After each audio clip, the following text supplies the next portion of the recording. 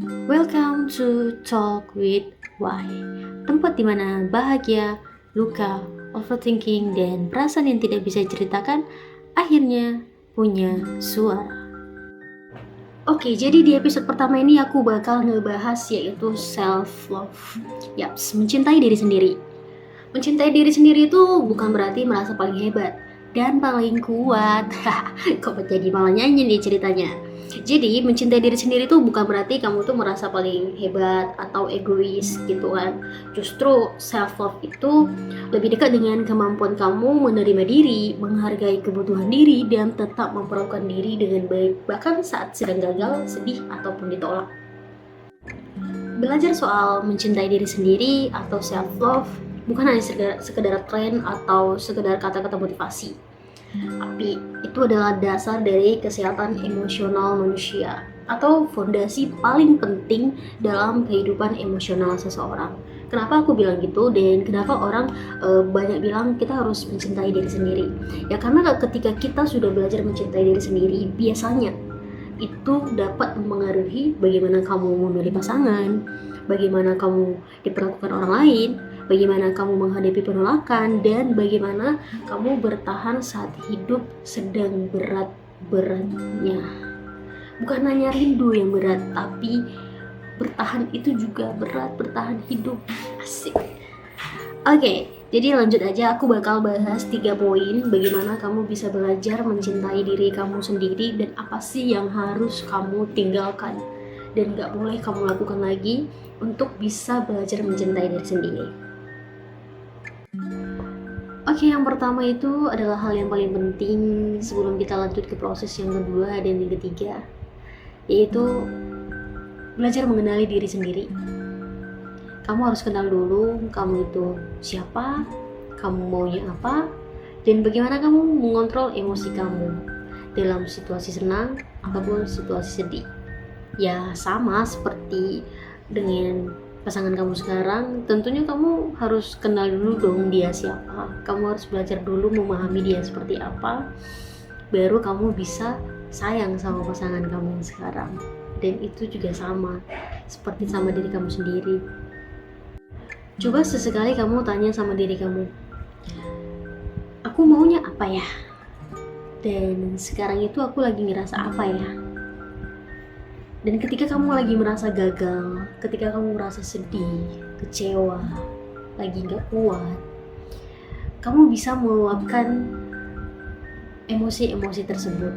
Baik itu lewat hobi, atau apa yang kamu jago deh. Gitu. Jadi kadang-kadang orang salah persepsi bahwa mencintai diri sendiri itu adalah selalu bahagia. Itu salah.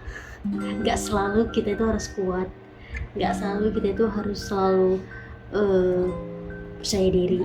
Kadang-kadang kita harus meluapkan semua emosi yang ada dalam diri kita ketika memang itu sudah tidak bisa lagi kita bendung. Itu adalah cara kita mencintai diri sendiri, dengan kamu healing, atau kamu membaca buku, atau mungkin kamu suka olahraga ketika kamu lagi sedih. Gak apa-apa, lakuin aja. Bukan berarti kamu lagi sedih terus kamu gak olahraga, padahal kamu suka banget sama olahraga. Enggak seperti itu. Ya, itu adalah cara kamu mengontrol emosi kamu. Dan kamu juga harus tahu kelebihan dan kekurangan kamu itu seperti apa. Jadi ketika kamu merasakan hal yang tidak baik dalam hidup kamu tahu cara mengatasinya, kamu tahu cara untuk menghadapinya. Dan memang gak ada yang sempurna ya di dunia ini. Yang sempurna itu hanya bagi mereka yang sedang bucin. Terus dia nyanyi, kau begitu sempurna, di mataku kau begitu indah. Asik. Jadi ketika kamu sedang belajar dan berproses mengenali diri kamu sendiri, kalau kamu menemukan hal-hal yang tidak menyenangkan atau mungkin kekurangan kamu, it's okay, itu wajar, karena manusia sekali lagi tidak ada yang sempurna. Masuk ke yang kedua guys, yaitu berhenti menyalahkan diri sendiri. Ini nih yang paling sering banyak dilakukan manusia-manusia ataupun kita, selalu ngomongnya negatif mulu. Ini tuh dinamakan negative self talk.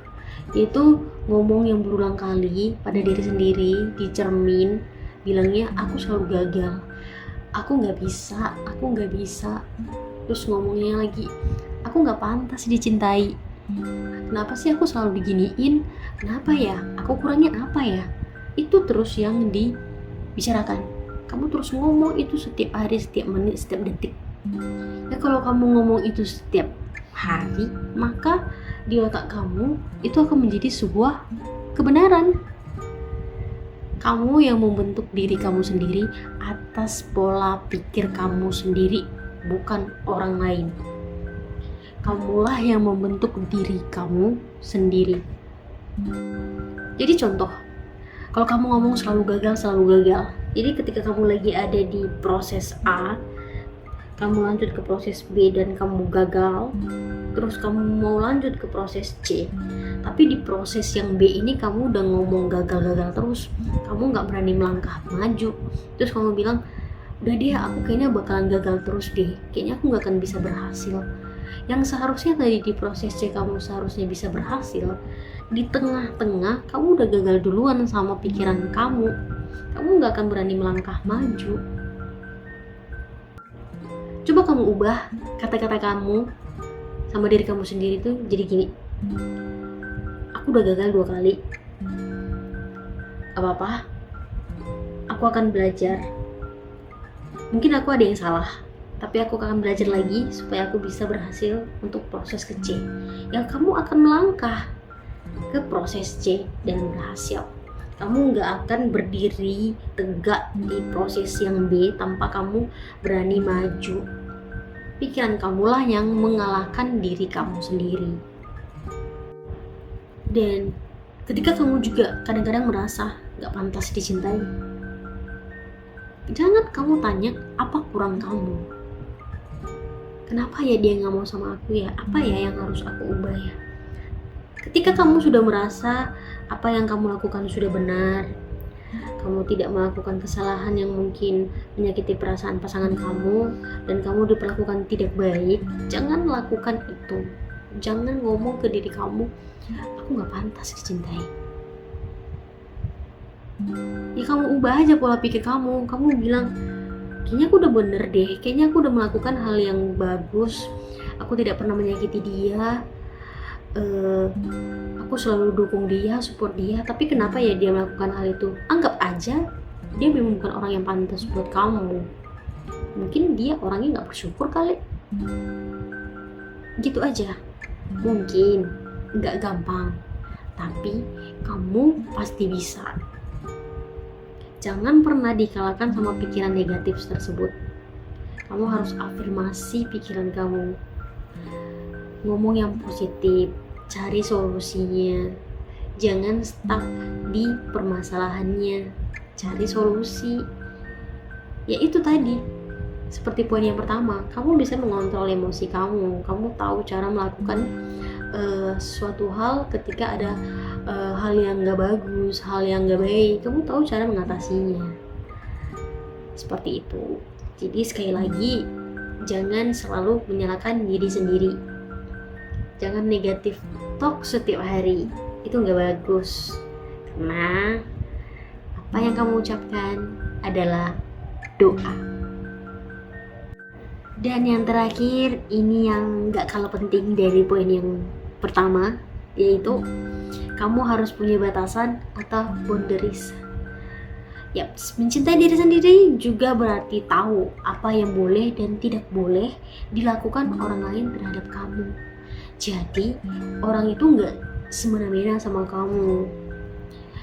Batasan itu melindungi kesehatan emosional diri sendiri. Dan contohnya itu seperti ini. Ketika kamu punya batasan, kamu tidak akan membiarkan diri terus disakiti. Kamu tidak selalu mengiyakan semua hal, dan kamu tidak memaksakan hubungan yang melelahkan. Ketika kamu udah capek sama hubungan ini, kamu merasa hubungannya udah gak sehat, kamu gak paksa hubungan itu tetap berjalan. Karena kamu merasa ini tuh udah melewati batasan-batasan diriku. Ini tuh gak seharusnya terjadi. Aku tuh seharusnya gak disakiti. seperti itu. Dan kamu juga berani menjaga jarak dari orang yang membuat kamu kehilangan diri sendiri. Jadi kalau kamu nggak punya batasan sama diri sendiri, kamu akan selalu merasa takut ditinggalkan, nggak enakan, dan kamu merasa harus selalu mengorbankan diri kamu sendiri agar terus dicintai.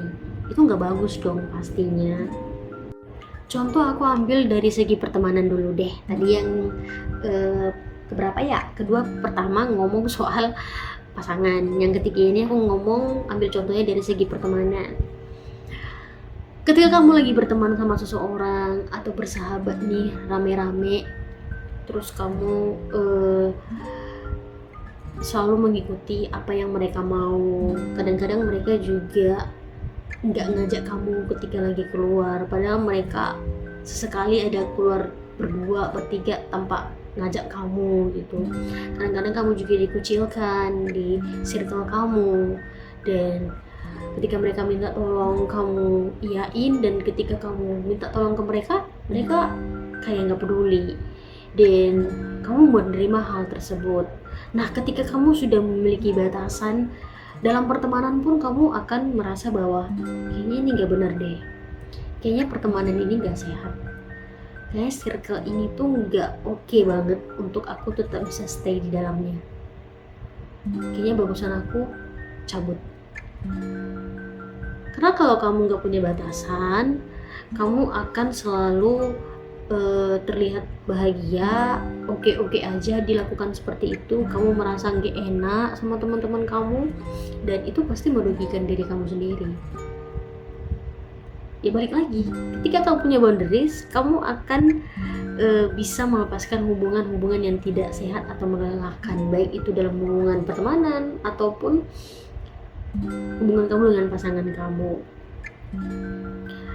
Ya, batasan bukan berarti kita jahat atau egois, tapi batasan adalah bentuk dari menghargai diri sendiri.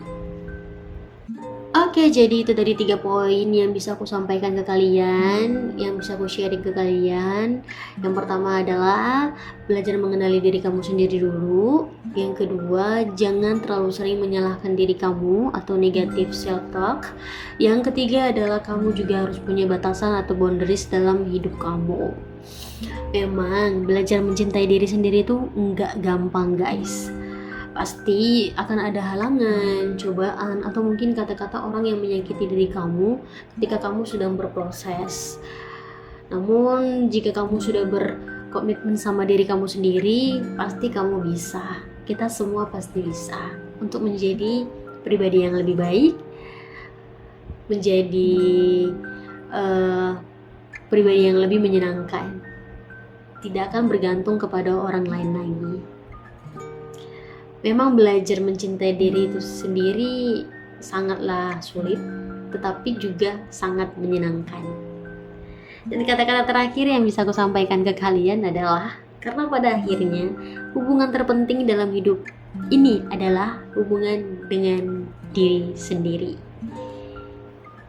Oke, terima kasih sudah mau mendengarkan episode pertama ini, yaitu belajar mencintai diri sendiri. Semoga membantu. Kalau kalian mau curhat, sharing, kalian bisa komen aja. Nanti aku bakal balas komen kalian.